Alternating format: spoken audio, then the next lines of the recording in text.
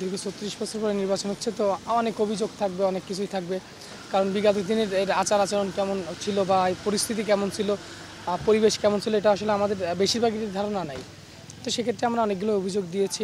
তার জন্য হয়তো যাদের বিরুদ্ধে অভিযোগ দিয়েছিলাম তারা নিঃস্বার্থভাবে ক্ষমা চেয়েছেন। এরপরেও তারা বেশ কিছু ভুল করেছেন। তো গতকাল রাত্রেও আমরা একটা অভিযোগ দিয়ে গেছি।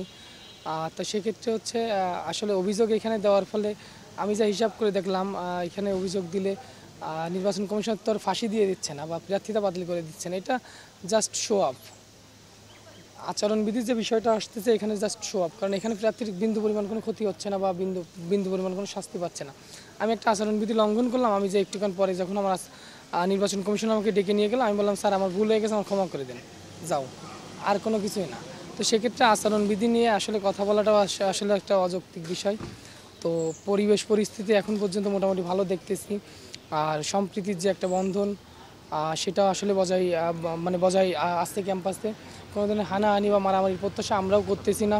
ইনশাল্লাহ আগামীকাল যদি প্রশাসন যদি লেভেল প্লেইং ফিল্ড তৈরি করতে পারে এবং সুষ্ঠু নির্বাচন উপহার দিতে পারে, তাই এটা চবির জন্য একটা ইতিহাস হয়ে যাবে এবং সকল ছাত্রছাত্রীদের জন্য এটা মঙ্গলজনক হবে। এর বাইরে যদি কোনো কিছু হয় তাহলে হয়তো খারাপ কোনো পরিস্থিতি ঘটতে পারে, কারণ তৃতীয় পক্ষ যে কোনো সময় সুযোগ নিতে পারে।